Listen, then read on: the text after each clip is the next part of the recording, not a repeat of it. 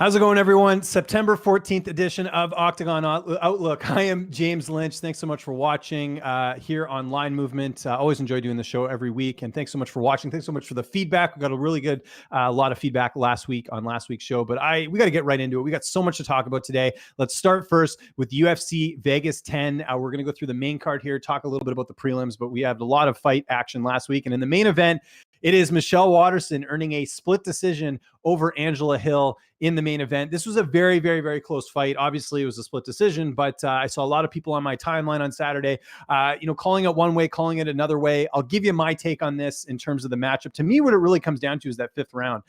See, I gave Hill rounds 1 and rounds 2. I thought Waterson took over after that, and that fifth round was a bit iffy. I know that Waterson was landing a lot of leg kicks, and those certainly have to be counted, but I thought Hill was a little bit more active in that department in that fifth round. But hey, if you're going to give the fight to Michelle Waterson, no issue there. Look, one of the things people got to look at, and we've talked about this before on this very program, is that this is not a robbery. If there's a fight where a fighter clearly won a couple rounds, and I think even people who don't like Angela Hill, which I don't think there's many of them, but if you thought that she didn't win a round or two, I mean, I don't know what to tell you. I mean, she absolutely did, and so did Waterson. I think Waterson clearly won 3 and 4. I think there's no debate there in terms of some of the striking that happened. You got to look at those leg kicks as well. I mean, that was something that was landing a lot for Michelle Waterson, and credit to her because I thought this was going to be a dominant Angela Hill decision, but as that third round hit, Michelle Waterson finding her gear, relying on that experience, I would say too. This wasn't just a fight where she just walked in here and didn't know what to do. I thought she looked really good in the later rounds, and you got to finish strong as well too. So I think that fifth was kind of a toss-up. I think most people would agree it was 4-4 heading into that fifth round, with Waterson edging it out, but no issue here. Honestly, like I picked Waterson heading into the fight, but I thought Hill won. So you guys can't come at me being like, hey, wait a second here, you picked her. No, I didn't. I actually picked Michelle Waterson. So a lot of implications from this fight with Waterson. This puts her back in the title picture, in my opinion. I know she came off a loss before this, but the win over Hill, even though it was close, I think that sort of puts her in that conversation anyways. I mean, getting like a Joanna Jędrzejczyk. I realize she fought Jędrzejczyk last year, but these are the type of fights Michelle Waterson's going to get. With Angela Hill, because it was such a close fight and she had a losing streak heading into this one, I still think she's going to get a top-ranked opponent after this. There was a lot of people who felt like she did win. I'm one of them, but I don't have an issue with giving the fight to Michelle Waterson with her getting her hand raised in this one. So really good fight. The main thing here, though, everyone, is that this fight delivered. I saw a lot of people groaning, being like, this is a main event. I can't believe it. But the women delivered. And, you can't underestimate a card just because it looks one way on paper. I think we've learned that time and time again. And I thought the ladies definitely delivered on this one. One of the best women's fights this year. One of the best fights this year. I thought it was an excellent, showing from both strawweights, and we'll definitely see what happens next with both of them. Let's go through the rest of the main card here. How about Ottoman Azayatar getting the KO win over Kama Worthy? This guy looked amazing. Just the speed and the way his hands were moving in this one. They were both playing with fire. I mean, if it was a case of Worthy catching Zayatar in that fight, it wouldn't have surprised me at all in that one, just because of the fact that they're both have knockout power. And we saw that with Kama Worthy in his debut when he beat Devontae Smith. And, it was just a case where he ended up getting knocked out in this one. So I talked about this heading in. I felt like people were kind of blowing up Kama Worthy a little bit too much, just because both those wins he had, he was underdog and he ended up pulling it off. But, you look at a guy in his opponent who was undefeated and heading into this one and just looked a lot faster, a lot fresher, and he certainly gets the KO win. So big win here for Ottoman in this fight. Will this get him a ranked opponent? I'm not sure. That top 15 is pretty solid there, but he'll get sort of a notable name, I would think, for the next one. Maybe they run back the fight with Alex Hernandez. I don't know. That was scheduled before. We'll see if they go that route, but probably not. I think, since he got a win, he's going to fight someone coming off a win here. And for Kama Worthy, it's back to the drawing board, but I still thought he looked pretty good even leading up to that. It was just, you fight fire with fire, someone's going to get burned. So Worthy ends up losing this one, and Zayatar getting the win. The fight that everyone was also talking about, speaking of close fights, as we talked in our main event, this women's flyweight fight between Roxanne Modafferi and Andrea Lee, another super close fight in this one. I thought both really brought it here. And what's so surprising is Modafferi's been an underdog in her last couple fights, and here she is winning again. I certainly underestimated her a little bit in this fight. I thought Andrea Lee was clearly going to win a decision here, but she ran into some trouble. Modafferi was able to get a couple takedowns, was able to, get some strikes in this fight, and it wasn't a complete, clear fight for either fighter. Now, look, the scorecard, I was a bit surprised. I did feel like Lee might have been able to edge that one out, but you know what? In a fight that's that close, you can't get taken down like that. And that's basically what happened. And, it's a shame because, that third round, I thought Andrea Lee looked pretty good leading up to it, but it was once she got taken down, it was sort of game over at that point. And I think the judges saw that, and that's what they gave MODAFFERI the third round. So we'll see what's next for Roxy. She is very just kind of a weird career. Like she's just sort of alternated between, a lot of wins, a lot of losses here. She's alternated between wins and losses in her last 1, 2, 3, 4, 5, 6, 7 fights. So looking for some consistency. I'm sure she's going to get a top opponent next. But if you're Andrea Lee, what do? I think the UFC will give her one more fight in terms of, what's going to happen here, just because of the fact that, she's an exciting fighter, but you never know though. 3 straight losses. Maybe she goes to Invicta. I'm not sure, but either way, that 3 in a row is never good for any fighter here on the resume. So good win for Roxy, bad win for Andrea Lee, bad loss, I should say. And then another fight everyone's talking about, and I'll go expand on this a little bit further in my rant after we recap the card, but Ed Herman getting a submission win over Mike Rodriguez. Look, I'm thinking what everyone else thought in this fight. Ed Herman did not get hit in the groin, clearly playing it up a little bit, but that does not fall on Ed Herman. That falls on the referee. The referee's got to make that call. You guys can get mad at Ed Herman for taking advantage of a situation, where he was hit. I mean, most people would have called that a TKO or would have let the fight continue, and Rodriguez likely would have won by TKO. But that's what the referee's job is to do. Is he's supposed to be in there and make the right call, and he didn't. The referee, in this case, Chris Togani, did not make a good call on this one, and as a result, Herman survives, goes to the third round. Herman gets a submission. So I feel really bad for Mike Rodriguez here, but I do sympathize with Ed Herman as well, just because here's a guy who had so many fight cancellations. The UFC wanted him to fight as he's drinking a margarita. They're like, hey, you got to fight Kevin Holland now. He's like, no way, I'm drinking right now. Like, if you heard the whole story from that fight leading up to it. So those are some things to keep in mind as well. But I'll expand on this a little bit further after I finish this recap. And for Mike Rodriguez, hopefully it's a quick turnaround here. I'm sure he's very disappointed in the outcome. But if I was his team, and it sounds like they are, they're going to look at overturning that result because of a little bit fishy stuff with the referees. Bobby Green, we'll move on to him getting that decision win over Alan Patrick. Just Green again, really turning things around in his career. Nice winning streak now heading into this one.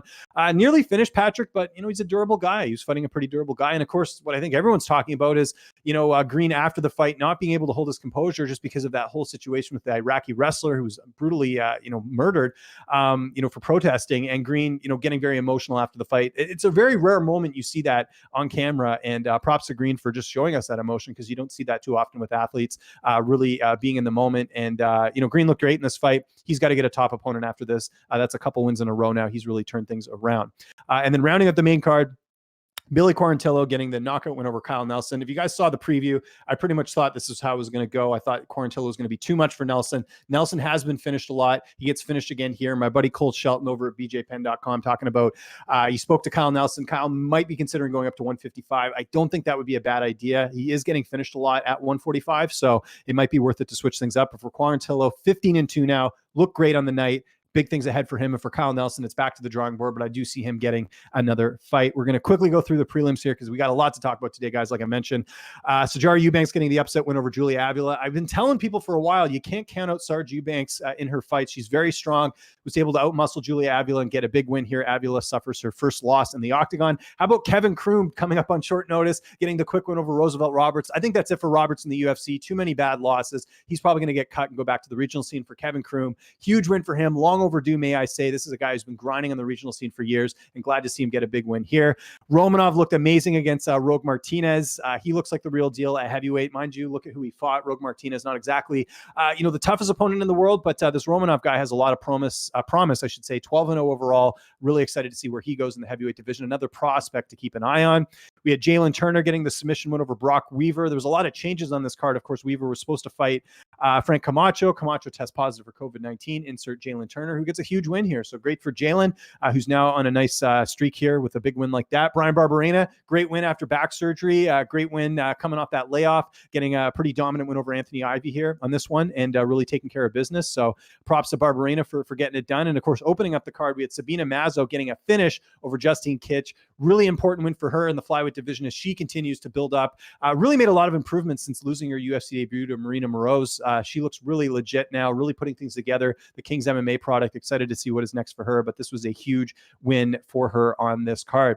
All right, let's get to the fight I was referencing, the Ed Herman and Mike Rodriguez fight. So look, I see a lot of fans on social media getting mad at Ed Herman, saying he faked it. Look, Herman did fake it. I'm not going to sit there and say otherwise, okay? He absolutely took advantage of a situation that was handed to him on a silver platter. Was Herman hitting the nuts? No, he wasn't. He absolutely wasn't. And if you look at the replay, you can see that knee went very high. It was not close to his nuts. However, people blaming Ed Herman should not be blaming Ed Herman. They should be blaming the referee. It's not Ed Herman's job to make decisions in that fight. That is the referee. The thing I'm upset about is that there's no accountabilities for these referees. Chris Tognani, here's a guy that, just will get to skate free off of this. I mean, maybe he gets taken away. We have seen certain referees not get as many assignments here, but the problem is the way the commission's set up, the way they book these referees, there's no repercussions for it. And who loses in the end? It's Mike Rodriguez, who realistically should have had a TKO win. So I think the anger needs to be directed towards the referee and potentially changing the system, because here's the problem. One guy made a mistake in this fight, and that was the referee, and he's not going to face any consequences.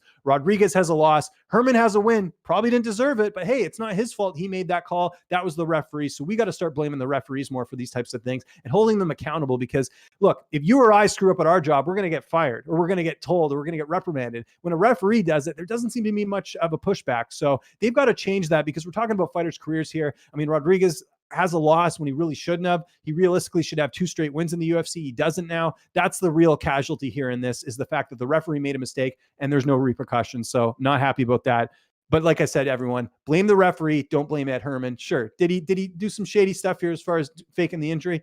I'm with you there, but it shouldn't be redirected at him. He doesn't make that call. That's on the referee. So that's all I got to say on that. We also had the Bellator card over the weekend, 2 Bellator cards I should mention. We'll start first with Bellator 245. Again, just a quick preview here, giving you my thoughts. Phil Davis getting a split decision over Lyoto Machida in the main event.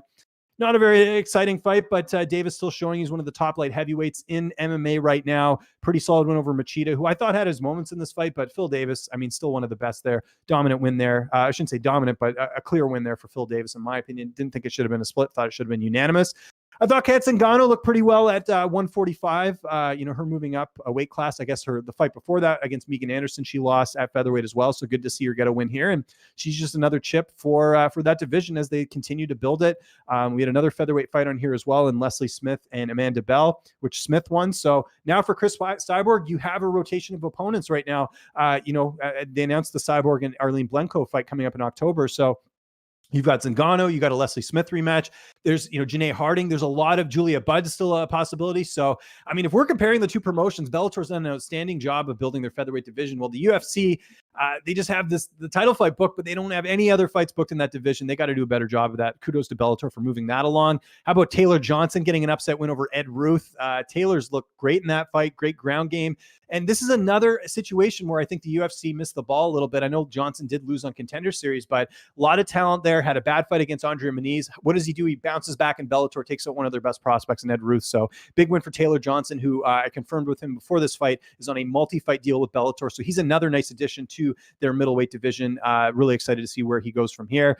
Of course, the Raymond Daniels and Stannock fight ended in a low blow. Not the way you want to see things go, but Daniels I thought was looking good leading up to that. Hopefully they rebook this fight or do something with it, but not entirely sure what happens. And I'll quickly mention 2 more fights in the prelims. Keith Lee, Kevin Lee's brother, getting a win over Nistas Azani in the bantamweight division. Keith's now 7-3. He's really turned things around in his career, and he's someone I'd keep an eye on, not just for Bellator, but the UFC. Keith told me he's got a couple fights left for Bellator, but he said the UFC's been checking in. Bantamweight's really hot for them right now. I'm sure they'd love to add him on the roster, especially with the name value he has being Kevin Lee's brother. So big win there for Keith Lee over a guy in Vanish Shazani who had way more fights than him. So really big win there. And there was another low blow on this card as well. Tyrell Fortune getting the low blow on Jack May. It is what it is. Don't need to go into too much detail there. Bellator 246. We'll go through that, and then we'll get to the UFC Vegas 11 card. Juan Archuleta is your new bantamweight champion. Big win there for Archuleta. Here's a guy that has picked up a lot of belts on the regional scene, never had a major promotional belt up until Saturday night, and he got a win over a guy who's undefeated in Patchy Mix. Really big win for him. Look, this was a close fight. I had this one 2-2 going into the 5th. Archuleta, though, showing that experience, having a lot more fights than Patchy Mix, was able to pull it out there. The wrestling was on point. The striking was on point. Archuleta looked great in this fight, and this division is so exciting right now. Kudos to Bellator for making this fight happen, because this was a veteran against an up-and-comer in Mix. And, Mix didn't look bad in this one. He's a guy that I could still see winning the title someday. So I thought this was just a great showcase, and to me, this was one of the best fights of the weekend. weekend. Kudos to Archuleta, though, because he's a guy who's been grinding for a while. 27 career fights now. He's 25-2. That's just a record you don't see too often. And look, a lot of those wins are against pretty solid competition as well, too. So props to Juan Archuleta for getting it done. In the co-main event, we had Neiman Gracie submitting John Fitch. John Fitch says, that's it. I'm done. I'm calling it a career. Big win there for Gracie, who was very much inexperienced heading into this fight. I know Gracie obviously has the jiu-jitsu background, but he only had, I think 10 fights heading into this one. So for him to go out there and get the win over a veteran in John Fitch, who really hasn't lost to a lot of fighters. In fact, I thought he beat Rory McDonald last year. So, I mean, realistically, Fitch could have been on look at this, 1, 2, 3, 4, 5, could have been on a 6-fight win streak heading into this one. So that's a big win for Neiman Gracie, and good matchmaking here, right? I think they knew Fitch was kind of on the end of his career. Gracie, up and comer, gets a submission win over Fitch. That propels him up. So really good matchmaking there. Liz Carmouche with a great win over Deanna Bennett, who missed weight in this fight. Carmouche looking pretty solid. I don't know if they'll do that fight next between her and Alima Leigh McFarland, her teammate, the flyweight champion, but we'll have to see what happens. But still a very good win there for Liz Carmouche. And then the other fight I wanted to mention quickly, how about Keone Diggs? This guy was another fighter that was passed over by the UFC, ends up getting a submission win over Derek Campos in the lightweight division. He's now 9-0 overall. Love that performance from Keone Diggs. Big things ahead for him. I know initially they were supposed to get him to fight Syed Awad. I think they could redo that fight. That looks like a fun matchup going forward, but big win there for Keone Diggs on the prelims for Bellator. All right, we got a lot to talk about. We've got this Covington and Woodley fight on Saturday. We're going to get through this, and if we have some time, we'll get to questions, but we got to get out of here before the top of the hour. Let's start on the prelims, obviously, and we will go start first in the featherweight division. Two fighters I had the chance of speaking with before this fight, in Darrick Minner and TJ Laramie. It's a classic veteran versus prospect matchup. Now, I realize that Darrick Minner has only had one UFC fight, I should say. That was the loss to Grant Dawson. But in terms of when I'm talking about him being a veteran, he's just got way more fights than Laramie. He's 24-11. Laramie's only got 15 fights, but Laramie has also fought some good guys in the regional scene. So Minner had that disappointing debut to Grant Dawson. Grant Dawson's one of the best featherweight prospects in the division. I wouldn't hold his feet to the fire on that. Also lost to Herbert Burns on the Contender Series as well, and also lost to Kevin Kroom, who we saw win over the weekend as well too. So this guy's a veteran. He's seen it all. Laramie, I think, is the real deal. If you guys have heard me talk about TJ Laramie over the last couple of years, I think he is one of the best prospects in Canada right now, maybe one of the best featherweight prospects out there. We didn't get to see a lot of his skill set in that win that he had over Daniel Swain on Contender Series, just because of the fact it ended in an injury. But I thought in general, he looked pretty good leading up to it. Some people are like, oh, he was in some trouble on the ground. He wasn't. We've seen TJ there before. He's very comfortable on the ground in those fights. So I thought that was a pretty good win, despite the way it ended. I'm going Laramie in this fight. I think he's younger, faster. Well, he is younger. He's 22 years old. I think we're still seeing the best version of him. We haven't seen the best version of him yet. And I like the fact that he went to Vegas for this camp, training with Cody Stamen, and he flew his brother up, Tony Laramie, who's a flyweight as well, to get some training in there too. So getting a good camp. And Darrick Minner, by the way, trained at Glory MMA for this camp. I mentioned Kevin Kroom, who won last weekend. He's there. Tim Elliott's there. James Krause is there. Grant Dawson, who we fought last, he's there as well too. So Darrick had a good camp too leading into this one. But the thing with Laramie, it seems like he only ever loses by knockout, and he's only ever lost by knockout to one guy, in Alex Morgan. It was just a bad style matchup. Darrick Minner doesn't have that type of knockout power, and Minner has a lot of wins by submission, but Laramie's ground game, I think, is way better. Expect Laramie to go out there, be a lot faster, use his wrestling, use his stand-up, and potentially get a TKO or submission in this fight over Darrick Minner. But I like Laramie in this fight, despite the experience, and I think he should win. And the UFC knows what they're doing in the matchmaking here. They're not going to get a guy who just won on Contender Series a really tough outing in his first one. They're going to give him not a layup, but a fight that he should win. That's how I look at this fight. Laramie should win this fight. Could Minner win? Yes, maybe more experience. We'll see. But I think Laramie's going to go out there and put on a good performance. So give me TJ Laramie with the pick. Let's keep things moving. We're going to continue in the, we're going to go down to the bantamweight division. Andre Ewell against Erwin Rivera. If you notice, Ewell's coming off that controversial win in his last fight over Jonathan Martinez on that 247 card back in February, which had like a ton of really weird, scorecards. If you remember, there's some really bad judges' decisions in terms of that. So that's something to keep in mind as well, that, he could very well be coming off a loss in this fight. Having a quick look here on BlitzBet to see if we got the odds here. Yeah, it's Ewell minus 200, plus 162 for Erwin Rivera. By the way, if you guys are in Canada, you can use BlitzBet. Great booking line. That's where we're going to be referencing all the lines here. And I think the line's right where it needs to be. I think Ewell is the better fighter. Erwin Rivera's fought some decent competition on the regional scene, but I think Ewell has shown that he can hang with some of the best. And you look at his losses, they're against really good fighters like Chito Vera and Nathaniel Wood. He's not losing to guys that are just sort of mid-tier bantamweights. And with Erwin Rivera, Came off a split in his last fight, was sort of fed to the wolves in his debut, fighting at featherweight on short notice against Giga Chikadze. But I think Ula will win this one by decision. I think he's going to use his length very well. Very talented. I mean, let's not forget how good he is. Let's not, look past the fact that I don't think he won his last fight. I think in general, he is the better fighter, and I expect him to get a decision here. And I think minus 200 might be worth a stab here. I think he's a lot better than Irwin Rivera. Now, let's continue on the prelims as well. We're going to talk about this Sarah Alpar and Jessica Rose Clark fight. And if you look on BlitzBet right now, you've got Jessica Rose Clark at about a minus 217 in this fight, which I think is about right here. Now, look, Jessica Rose Clark, she's sort of had an up and down career, but this is going to be her second fight at bantamweight. I think she's really filled into that frame. You see her lifting all the time. I think the strength is going to be on her side. And, the cut has always been an issue with her when she was fighting at 125. She says she was miserable. And now, she's loving life. I spoke to her before this fight. She's able to have a little bit of, cheap food and everything. And it's not as much of a focus on her camps now having to cut the weight. So I think that's good for her. Her last fight against Pani Kianzad. Pani's an absolutely talented bantamweight. So no shame in losing there. And I think Clark was also coming off some injuries in that one. So I really like Clark here. Minus 217. I think there's some value there. Alpar has not fought since Contender Series, and that was back in July of last year. Huge layoff coming into this one. Rose Clark, I think, fought the better competition. Let's not forget, even outside the UFC, she fought Sarah Kaufman. She's had that experience, and she's been sort of through the motions in terms of having experienced opponents in the cage here. I don't expect to finish in this one. I think Clark will most likely win a decision in this one. And I just think her improvements over the last couple of fights make her the favorite in this one. And I'm going to go with the way of the betting line. And I think Clark wins a decision in this fight. Okay, let's continue on. We're going to move on to the main card now. By the way, this could be like a pay-per-view, how good this main card is. We're opening up this card with Kevin Holland and Darren Stewart. And right now, the odds have... Actually, we don't have odds for this fight yet, but I know most books do have Kevin Holland as a slight favorite, or at least a 2-1 favorite on the books here. And I sort of agree with that there. Now, look, Darren Stewart coming off a nice win over Maki Pitolo in his last fight, made quick work of him, submitting him on the ground. But we knew there was a weakness there in Maki Pitolo on the ground. I mean, it's basically either knocks you out or he gets submitted or he loses, right? So that's sort of what we've been noticed to see there. Now, Kevin Holland's really turned things around. It was about a year ago, close to a year ago in Boston, when Brendan Allen was submitted by him in the second round. And, that was a fight where Kevin was winning, and he ended up losing that one in the second round. So a little bit concerning in terms of that. So, just definitely wanted to point that out, that I thought Holland was looking good in that Allen fight before he lost. But that's the last time he's lost. Since then, he's coming off back-to-back stoppage victories over Anthony Hernandez and Joaquin Buckley. Maybe not the greatest competition there, but I am a firm believer in Kevin Holland and what he's able to bring to the table. If this fight stays standing, I think Holland has an advantage, and especially has an advantage on the ground too. Although, like I said, Darren Stewart coming off a submission win in his last fight, I feel like they're kind of similar, right? Like these guys have fights where they should have won and they've been close. Like for example, when Stewart went to the split with Deron Wynn, that's a fight that I think he could have won a little bit more decisively. The fight against Bavon Lewis, I mean, that was a fight where, again, Lewis I think was favored to win. He didn't end up doing it. He went to a split decision with Edmund Shabazian as well. So Stewart's kind of had an up and down career. So has Holland, but Holland has way more momentum right now, in my opinion, and I'm going to pick him in this fight. Now, the question is, can he finish Darren Stewart? Stewart has not been finished since a submission loss to Julian Marquez in 2017. I'll err on the side of caution and take Holland by decision in this one to edge out a pretty close fight here, but a great fight to start the main card off on UFC Vegas 11. Let's continue on here. Really interesting fight in the women's strawweight division. Mackenzie Dern, Randa Markos. Mackenzie Dern right now is the favorite at minus 125, Randa Markos plus 102. I actually expected Dern to be a little bit more of a favorite.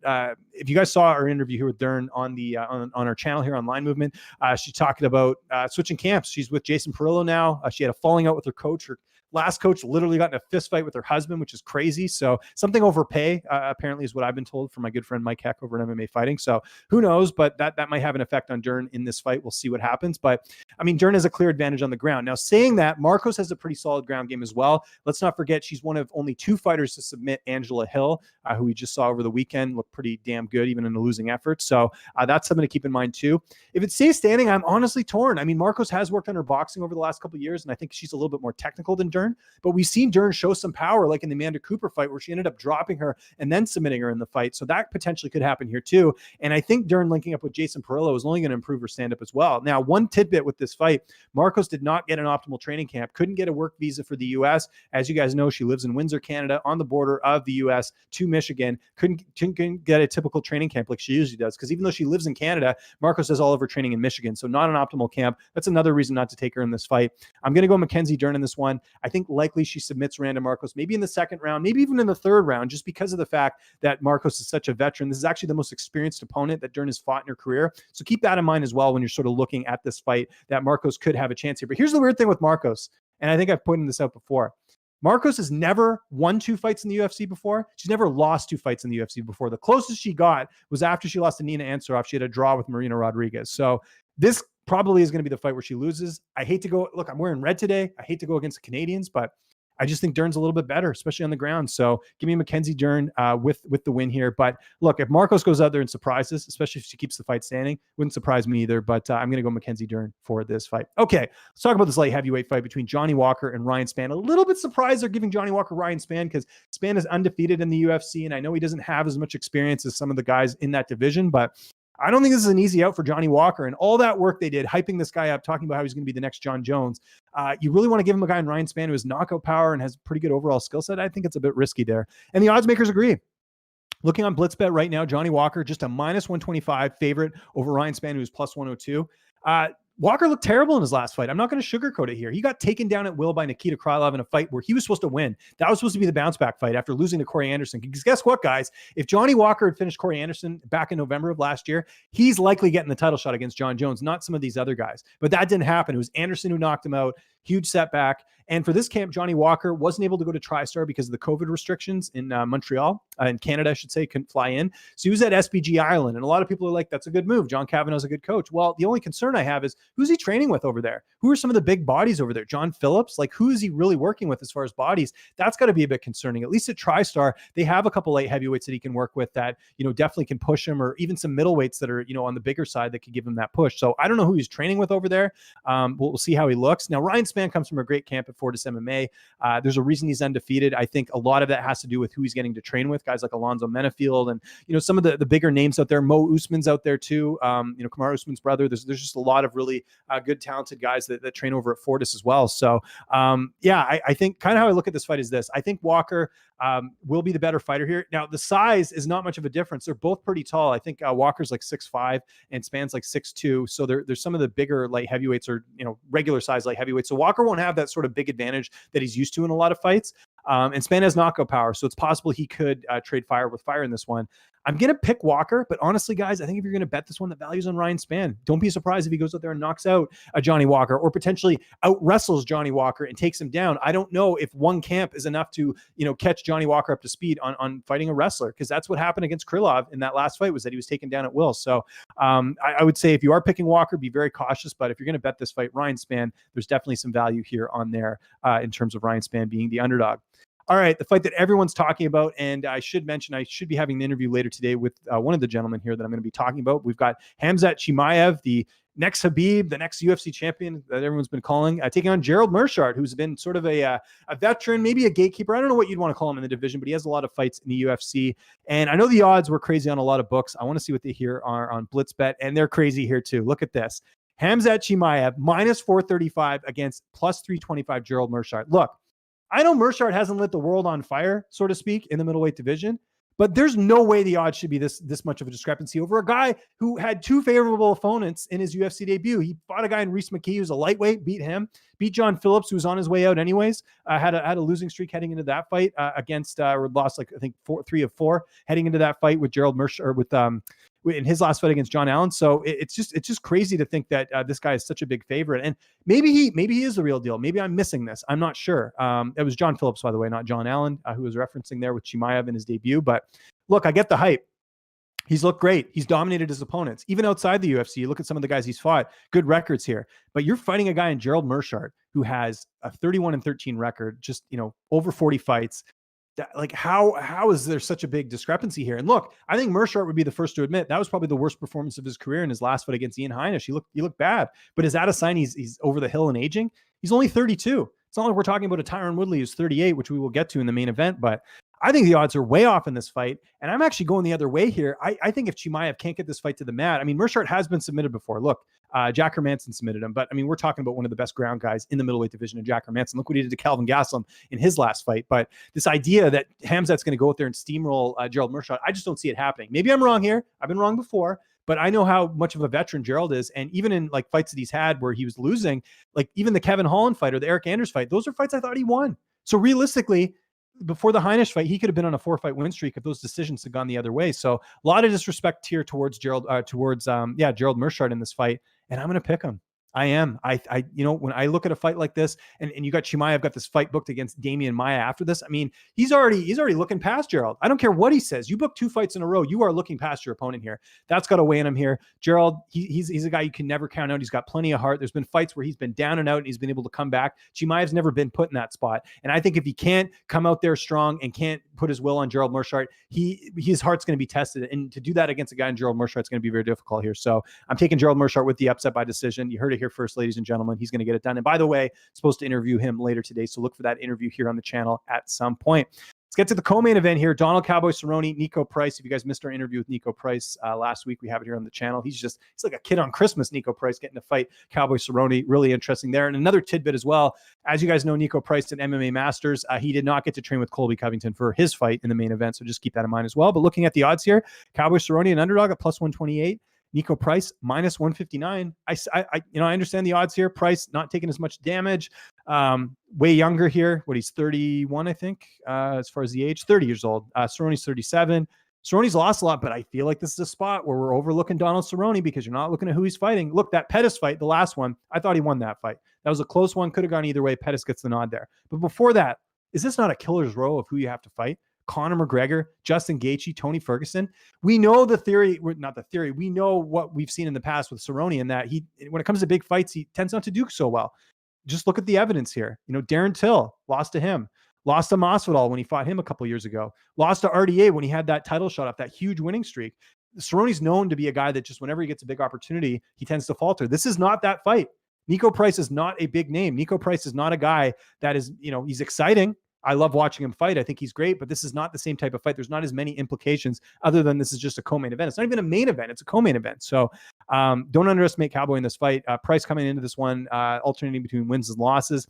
We know what Price does. He will trade fire and then take fire, so to speak. He will throw a punch to get a punch. You can't do that against Cowboy Cerrone and a veteran like that. Now, is it possible that Cerrone heads into this fight and his chin shot and maybe he's taking too much damage and that's it? He could be down and out in this fight. It's possible. But I don't think so. I think I look at Cerrone and I look at the experience that comes in here. I look at the fact that people think he's done when they're not looking at who he's fighting. I think that's playing into this as well. And you look at Niko Price. I mean, he got the win over Vic, but that was a fight where I thought Vic was looking good. And Vic's chin, he's always had issues. Got a win over Tim Means, got a win over Randy Brown. These are not like huge wins for Niko Price. And while I think he's going to bring it to Cerrone, and I think he absolutely could knock out Cowboy Cerrone in the co-main event, I don't think it's going to happen. I'm going Cowboy Cerrone with the upset here too, to get it done. I think the veteran savvy experience, I think the fact that he knows his back is against the wall, he's got to win a fight here. I mean, it's very rare to have 4 losses in the UFC and still keep your name on the roster. He knows what's at stake here. He just had another kid, Dad Cerrone, 2.0's back. Dad Cerrone performs quite well. Remember that Alex Hernandez fight? Remember the Mike Perry fight? I think we're going to see that in this fight. I expect Cowboy Cerrone to pull off the upset here, either winning a decision or potentially submitting Niko Price in a situation where Cowboy knocks Price down, lays in the submission, and gets it done. So you might want to look at some prop bets here, but there's absolutely value on Cowboy Cerrone as the underdog, and I'm picking him here for the upset. All right, let's get to the main event here. Awesome fight. So glad this is finally happening. Colby Covington, Tyron Woodley. Colby Covington -357, Tyron Woodley +270. I like Covington, but I don't like him that much at that odds. I feel like this could be another situation where people are overlooking Tyron Woodley. So what do we know about Colby Covington? He's coming into this fight off his first TKO loss against Kamaru Usman back in December. A lot of stuff outside the cage is happening with Colby, obviously leaving American Top Team. He's at MMA Masters now. Not getting likely as good of a camp as he would have had an American Top Team. Doesn't get to work with guys like, Poirier and Masvidal. He's having to work with guys that just aren't at that level. I mean, he's not. I mean, if you look at MMA Masters, they don't have a star-studded roster like American Top Team does. So that's got to hurt him a little bit. Also, Colby doing no media had this fight. I didn't get an interview with him. Submission Radio, Junkie, all these other sites. I think he's done one interview, and that was with my buddy Mike Heck over at MMA Fighting, but very little media here. So I think he even knows he's got to win this fight. Otherwise, the whole, gimmick of him being this, world champion, the uncrowned champion, it's going to go away if he loses this fight. So a lot on the line here with Colby. Now with Woodley, he's got even more pressure here. Back-to-back losses, and not just regular losses, like absolutely dominated in both those fights with Usman and Gilbert Burns. Now, I think the Gilbert Burns fight, I have this theory that I think Woodley would have looked a lot better and would have had a better game plan if he didn't get tagged right off the top. I think his game plan went out the window after that happened, and Burns just totally took him out of his element. So I do feel like Woodley's being overlooked a little bit here with the odds, just because of the fact that he lost to arguably two of the best welterweights in the division in Burns and Usman. But Colby's up there too. Colby, even that loss to Usman, that was an even fight going into the fifth, as far as I'm concerned. And I think you got to look at that when breaking down this fight as well too. So I think what's going to end up happening in this fight, but by the way, people saying Woodley's going to knock out Colby, that's not happening. The knockout Tyron Woodley that we've seen in the past, I don't think that guy exists anymore. It's possible, but I don't see that happening. His last knockout win was the Lawler win back in 2017. That Woodley's long gone. I mean, he's had other opportunities to knock guys out and he hasn't. So that hasn't taken place. But yeah, my pick here is going to be Colby Covington. I think he gets it done by decision. I think he uses pressure. It's just going to be a typical Colby Covington performance. I see it similar to the Lawler fight, where Colby uses too much pressure. I think he's going to be a little bit more faster with his wrestling. And I think he's going to avoid trying to stand and trade with Woodley, because I don't think Woodley will knock him out, but I think Woodley is a better striker. And I think even, at his age, I think Woodley does still possess a little bit of power here. So why mess with that when you feel like you're the better wrestler as far as Colby Covington? So give me Covington by decision. I think the line right now is a little too high for my liking. I would look at the decision prop. Colby does not finish a lot of his fights. That might be a better outcome in terms of that. So I would recommend looking at that as opposed to taking him straight up, because I do think it's a little bit closer than the odds indicate. And I do think this is a fight where potentially people are overlooking Colby Covington in this fight, overlooking Tyron Woodley in this fight. You guys know me, I'm a big Covington supporter, but I think this is a much closer fight than that. All right, we'll take just a couple questions here because we got to wrap things up here. I got to be out at the top of the hour. Let's get here. What else do we have? Oh yes, and then we got to get my rant in here. Actually, we're not going to have time for questions, so let's get into the rant here. As my producer Jordan always keeping me on point here. So this is my rant. This fight between Covington and Woodley, I feel like, has lost a lot of steam. And to me, the UFC absolutely missed the boat on this fight last year when they should have booked this in March. It was supposed to be Covington and Tyron Woodley back at UFC 235 last March. And they said no to Covington because he didn't want to take the fight earlier in the year when he had that sinus issue. So they gave Kamaru Usman the fight, and it blew up in their face. Usman beat Tyron Woodley, and then we got Usman and Covington, and that was a good fight, and it did sell quite well, and it was the end of pay-per-view, and they certainly got their money's worth there. But this was such a bigger fight, in my opinion, with Woodley and Covington having trained together. There was so much bad blood. This was the narrative for months leading into that fight heading into 2019 last year, and they lost some luster with this. And yeah, we're getting it, and I'm certainly happy to get it, but I watched that promo over the weekend, and it couldn't have been even more flat. Colby's not doing any media. This is just like the worst case scenario in terms of booking this fight, in the sense that there's no hype. I mean, this is a great card, but I don't get the sense this is a mega fight. And this could have been one of the biggest fights last year, and the UFC missed the ball because of politics, because they weren't happy Colby didn't take the fight when DERN took it instead, and they stripped him of his title. The UFC, in my opinion, made some mistakes. They don't make mistakes often, but the UFC made a mistake with this fight, and I'm glad they're doing it now, but this fight does not have the same luster it used to. You got Woodley coming in off 2 losses at 38. You've got Covington coming in off his first TKO loss. It's not the same. Am I going to watch it? Am I excited for it? Yes. But this reminds me a lot of Chuck Liddell and Wanderlei Silva years later, when, yeah, we got to see the fight and it ended up pretty good, but it could have been so much better. So I think the UFC missed the mark with this fight. I'm glad it's happening, but this fight should be so much bigger than it is. And unfortunately, we're not hearing much buzz at all. And Colby's not doing media, and Woodley's doing more media than Covington is. That's insane. You think of all the one-liners that Colby has at his disposal, and he's not being able to use it. So that's super disappointing in this fight, that we're not going to get to see a mega fight. It should still be a good fight, but not the fight it should have been. So UFC, sorry, you guys dropped the ball on this one. You should have done Woodley and Covington last year when it had all of its momentum. So good time to wrap up the show here. If you guys have any questions, just leave them in the comments. I will reply as soon as I can. Sorry we didn't get to them today. It's kind of a tight schedule here, but let's wrap up the show here now. I just want to thank you guys so much for the feedback on the show. We do it every Monday, online movement at 1:15 p.m. Eastern time, where we just do sort of a general show. We talk about some news, we recap some of the cards, and preview some of the upcoming cards and everything else. So I hope you guys enjoyed today's show as well. Follow me on Twitter and on Instagram at Lynch on Sports, and make sure you subscribe to the Line Movement YouTube channel here. This is where you're going to find my biggest interviews. Like I said, supposed to be talking to Gerald Meerschaert later today. Got another guest lined up today that you guys are really going to like, someone you haven't heard from in a while. All my big interviews are on here. Like I mentioned, Niko Price, Mackenzie Dern. We got you covered for UFC Vegas 11, so make sure you check out that. And more importantly, I want to thank all of you for watching so much. We will see you back here a week today, 1:15 p.m. Eastern time, recapping UFC Vegas 11 and looking ahead to UFC 253. I'm James Lynch, and I'm signing up for today. Hope you guys have a great rest of your week.